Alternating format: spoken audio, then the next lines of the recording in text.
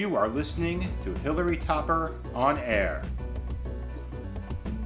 And now, here's your host, Hilary Topper. Welcome back to the show.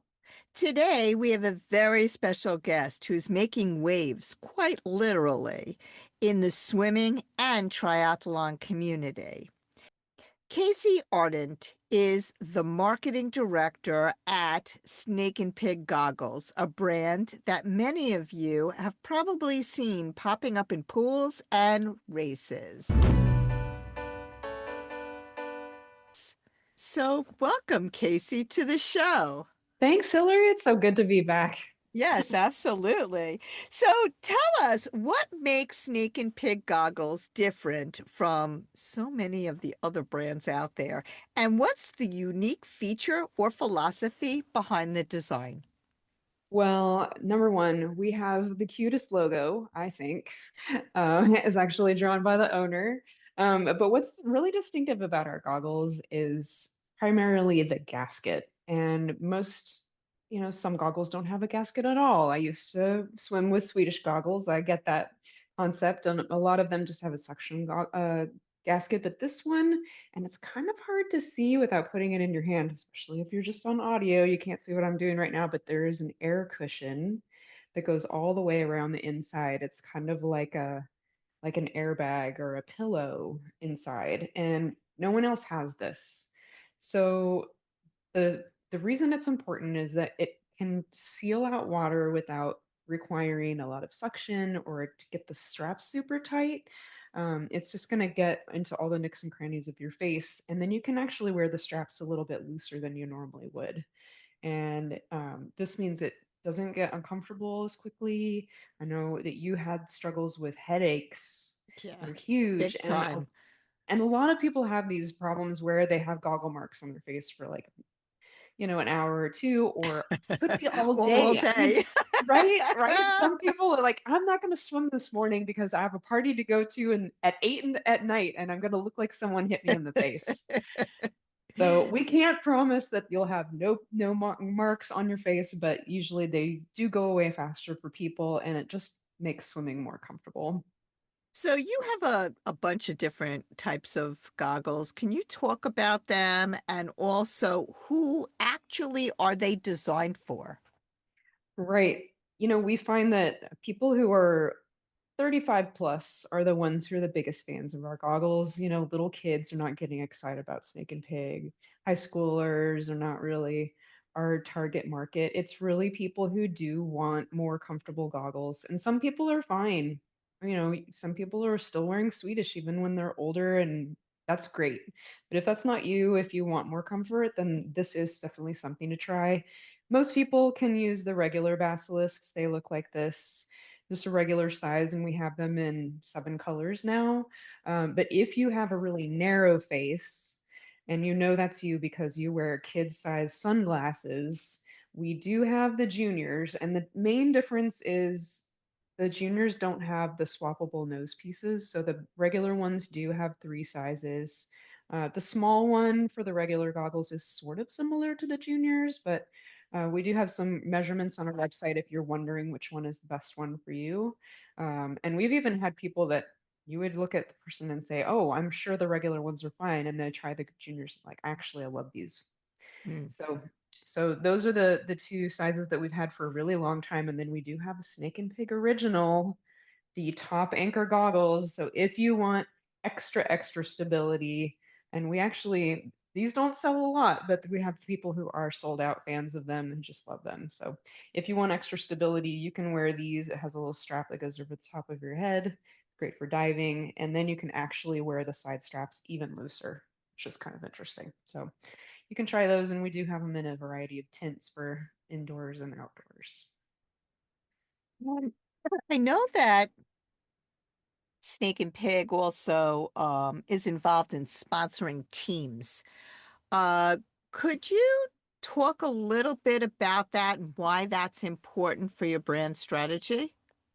We really love growing by word of mouth. That's been our primary way that we've grown over time. And one of the things personally that I love about triathlon is that people do it in groups. You know, you're going and you're working out with friends, you're racing with friends, you're sharing ideas with friends. And that's really important to us, and we really want to, not just take advantage of that, but encourage it as well.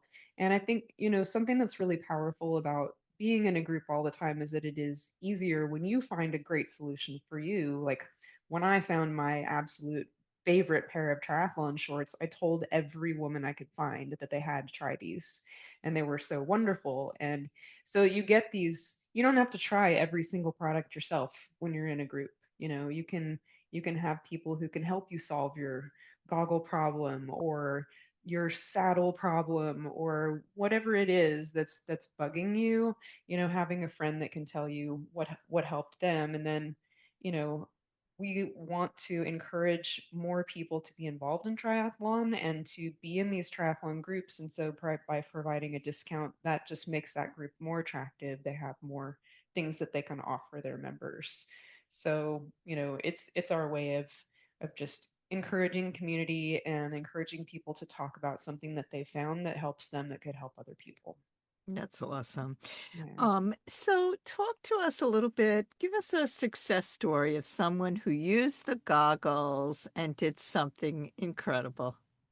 Oh my gosh. Well, it really goes kind of along with what I was just talking about. It's people telling other people. So, we had a customer who is involved in a team that is just all about doing just incredibly long swims. And he was actually getting ready to cross the English Channel, which Wow. personally, I can't even imagine doing that. Super cold water for so many miles. And so he was a Snake and Pig fan. He was following us on Instagram, but we didn't really know. We could tell he was training for something, but we didn't know what. And then all of a sudden, he had crossed the English Channel in our goggles. We were so excited. Well, it got even more interesting because he was from America and he went to Britain, and you just never know when your crossing is going to occur. So he actually was still over there for a while after he'd gone over, and he happened to be down, doing another open water swim, and he ran into another endurance swimmer that he knew from somewhere in Europe. And she was getting ready to do her crossing, and she had no idea what to do about this really bad goggle problem she was having. That her goggles started to hurt after like an hour or two. Well, clearly, you're not going to finish the English Channel in an hour or two. And the real problem that she was very worried about was that if you stop a lot, the current is so strong that it's just going to keep blowing you off course. So you don't want to be wasting a lot of time with anything except your feeds. You've just got to get your feed and get moving. So he said, "Hey, look, I have these goggles. Maybe you'd like them. You want to take them for a spin?" She went and did a really short swim. She's like, "Yeah, these actually feel pretty good." So she went and with that one tester swim, used his goggles from Snake and Pig to cross the English Channel, Wow. and she had a very rough day. It was a very long swim because, they're both very fast swimmers, and his swim was so much shorter than hers. She hit all kinds of problems. And what she said afterwards to us was that she had many challenges on her swim, but goggles were not one of them. That's And that awesome. was that was just music to our ears. Oh, So for sure. That's a yeah. real testimonial. So talk to us a little bit about, people just are so tired of getting leaky, uncomfortable goggles. What's the first practical step to find the right pair of snake and pig goggles? Like, what would they do? How would they go about that? We sell goggles primarily online, but there are some stores around the US. So you can go to our website and see if we happen to have a retailer in your area. If we do, then, take them out of the box, talk to the person who's running the store, try them on. Usually the little trick that people do with goggles where they try to stick them on and see if they stay, it doesn't necessarily work because they're not suction. So don't be surprised if that doesn't work for you, but it's really about figuring out your eye to eye spacing. Are you going to get a good seal? And that's, part of why we have the junior ones and the regular ones. So, in general, if you have worn kids' sunglasses in the past, I would say the juniors are probably your best bet. Otherwise, you can try the the regular ones. We do offer free returns, so you can do an exchange on our website. Say you get the juniors, you're like, these are actually too small. I'd rather have the other ones. You can work with us on that, and we'll make sure that you get into the right pair. So size is the main thing. If you want a lot of extra stability, like you dive a lot or you swim in very rough open water and you want to try the top anchor, I think those are great to try. And if you decide that you don't actually like the thing going over the top, you can just use a pair of scissors and just snip it right off and then just keep on going. Comes with a free goggle case, so there's really no downside to trying it. And then as far as tint goes, you probably have an idea of when your swims are. Are you swimming indoors? Is it usually in the morning when it's dark? We like people to have two different pairs that, can cover basically all the different kinds of light that you might come across. I don't know about you, Hillary. Do you have kind of a couple favorite tints that you use? Yeah, I mean, I've been using I have a pair that I use pretty much all the time, and it's like a gray tint. But then I Hmm. also have a blue tint, and I really enjoy using those as well. So, yeah. Yeah. Yeah. I think the light blue ones for indoor pool swimming is really pretty. I like to, I think people are really enjoying those. Yeah, And for all sure. of our dark tints, I think, are equivalent to each other. They look different on the outside, but they're going to give you the same sun protection. Yeah, for sure. So, let's switch gears a little bit and talk about you, Casey. All right. You've been, done so much in your swimming career. Could you share with us your background in swimming and in coaching? Oh, sure. Yeah. So when I was growing up, we had an above ground pool in the backyard in the 70s. And I'm pretty sure my first swimming experience was probably my mom saying, "Here, baby, swim." But I remember going to swim lessons where, like the prize at the end of the session was you got to go down the slide and stuff like Oh, that. And then right away at the age of 5, summer swim league. So I was on swim team all the way through childhood and high school. Loved being on the high school team. And then I did swim for a couple of years in college, just Division 3, and really enjoyed that. And I liked all the strokes except for butterfly, but really started gravitating toward distance freestyle. So when I was in graduate school, I was living in Chicago, and every year in the summer, I would see these people at the grocery store that had these numbers on their legs. What is that? I want to figure out what that is. And I found out there was this gigantic triathlon called the Mrs. T's Chicago Triathlon at that time. It was sponsored by a pierogi company, which is just like classic Chicago. I love that. And I got together a relay team and we did that relay together. I did the swim leg, got back in the pool after, kind of a long layoff. And that was my first time really open water swimming in my whole life, other wow. than just like playing in the waves in California. So that was it. And then I didn't do another triathlon for quite a long time and decided I wanted to figure out how to do one on my own and kind of got into it and had some fun. And then a few years later, I was getting some friends together to do relays. There was going to be a whole bunch of us doing relays together. And I was teaching at that time, and the dean of the school I was teaching at said, have you ever thought about being a coach? It seems like you kind of have some skill there. And I thought, well, actually, that would be fun. So I got my USA Triathlon coaching thing then. And after a move to Austin, decided to just go after coaching as a full-time thing and did it for almost 10 years. Wow. So yeah, I was a swimming focused triathlon coach for a long time, and just really liked helping people swim better because I mean, so many triathletes are starting and they have no background in swimming. They come from running or they come from Mm-hmm. biking or they come Mm-hmm. from CrossFit. I mean, it Mm-hmm. could be anything. Mm-hmm. And swimming is just so technical. If your toes are dragging all the way on the bottom of the pool, maybe you feel them dragging, but otherwise you're like, why is swimming so hard? Why can I not catch my breath? And then just to have someone show you one or two things that help can really make a huge difference. All right, so let's switch gears again and do a little round robin. All right, let's do it. So first up, favorite swim drill during training and why? Mm. So mine is sculling. Ooh, I know some okay. people do not like sculling.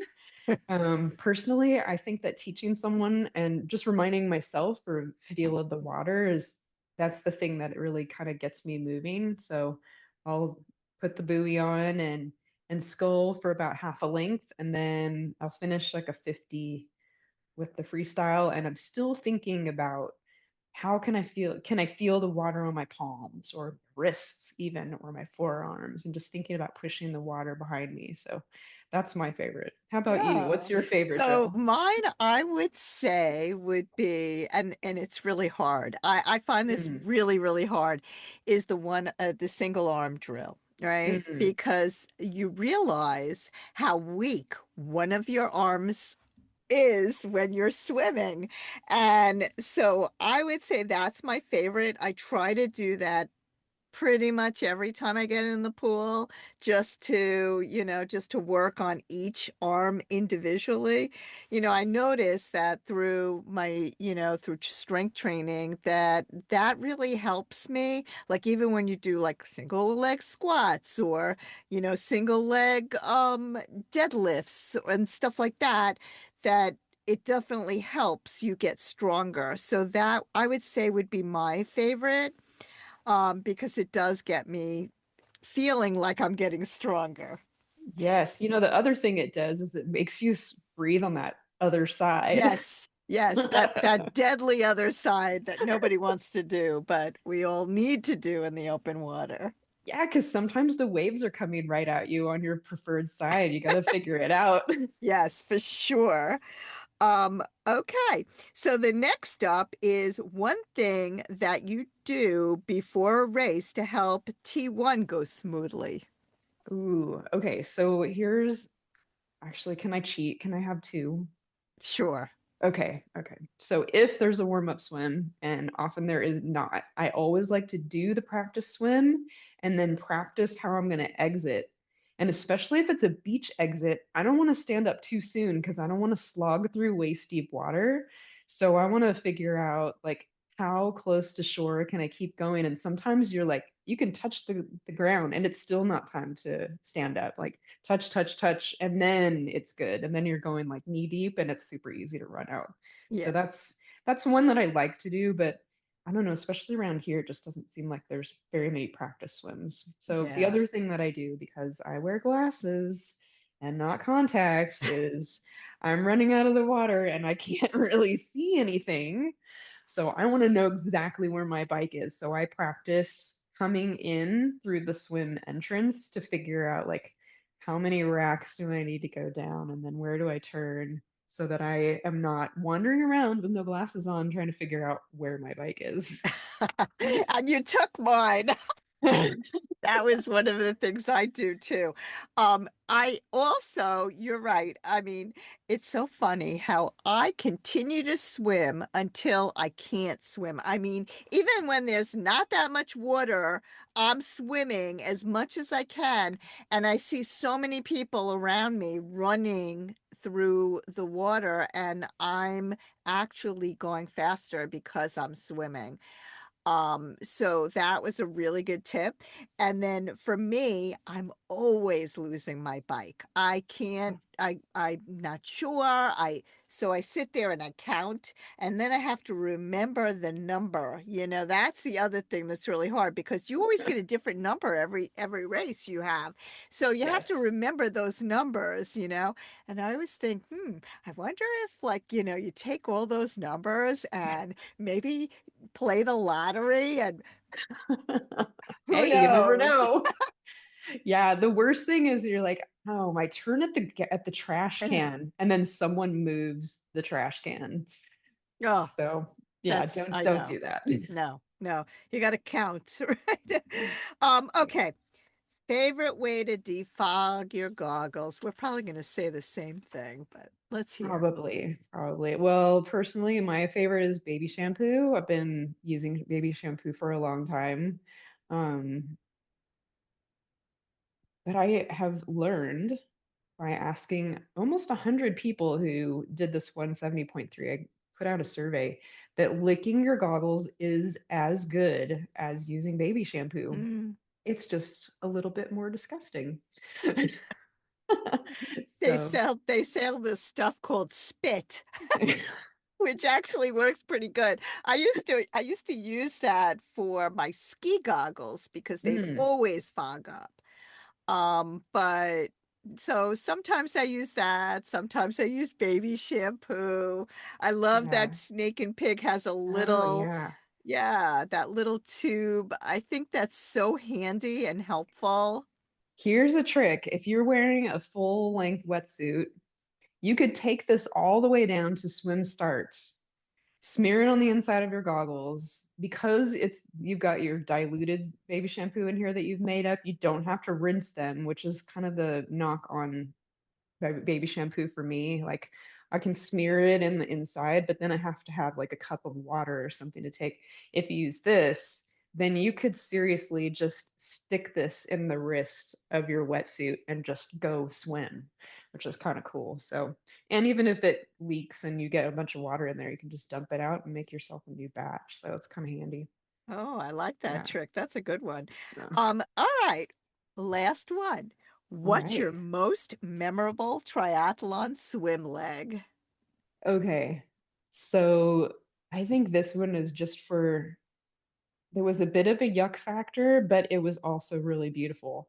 I did a sprint try at this place called Arednt Springs. It's in San Marcos. It's just south of Austin, and it's a spring-fed pool where nothing occurs. Like no people are allowed in it, no boats, no nothing. And it has basically turned into an aquarium. Like there's aquatic plant life that reaches all the way up to the top, and which is that yuck factor. You had to jump into the weeds, but it's so clear that you could see someone swimming 25 to 50 yards away from you, like every detail. And I was looking like crazy trying to see fish, and again, no glasses. I probably missed them. They were probably there and I didn't see them. But it was so clear. It was like swimming in an aquarium. It was gorgeous. And the funny thing about that is that was a Saturday swim. And then I went to another triathlon in farther out in the hill country the very next day. And that water was so murky. I literally could not see the hand at the end of my arm when I was swimming freestyle. It was like the biggest contrast. That's so funny. I think for me, it was probably the Hudson River. And I know it sounds really nasty because Oh, it actually was very nasty when I looked over the edge and I saw some dead fish and some used condoms in there. It was really disgusting. But when I actually went in the river, when I jumped in the river, during the New York City Triathlon, it was so clear and so hmm. warm, and it just felt so good. And you don't really have to swim. You could just float and get there very fast. So that was Oh, my fastest swim. I think I did that. It was like 0.91. I think I did that in like 20 minutes or something crazy nice. like that. So, yeah, so that was fun. Oh, All it's right. nice to have that downhill swim. Uh, for sure. So anyway, tell us where we could get snake and pig goggles and learn more about it. I always recommend that people come to our website. You'll get an extra dollar off your price, and the shipping might take a little bit longer, but you can actually go to our About Us page and find out why they're called snake and pig goggles. People are always curious about that. But we are available on Amazon if you prefer Amazon, and we do have some small retailers all around the country, little mom and pop swim stores and triathlon stores, and it's great for you to give them your business if you're near one of those. So you can see those on our retailer page as well. So yep, snakeandpig.com. We're right there ready to go. Special thanks to the Russo Law Group, Long Island's estate planning, elder law, and special needs law firm. For more information, contact vjrussolaw.com. That's V as in Victor, jrussolaw.com. And Playtry. Everything swim, bike, and run. For more information on Playtry, go to Playtry, playtry.com/store. Or for franchise opportunities, go to playtry.com and you could own your own swim, bike, and run store locally.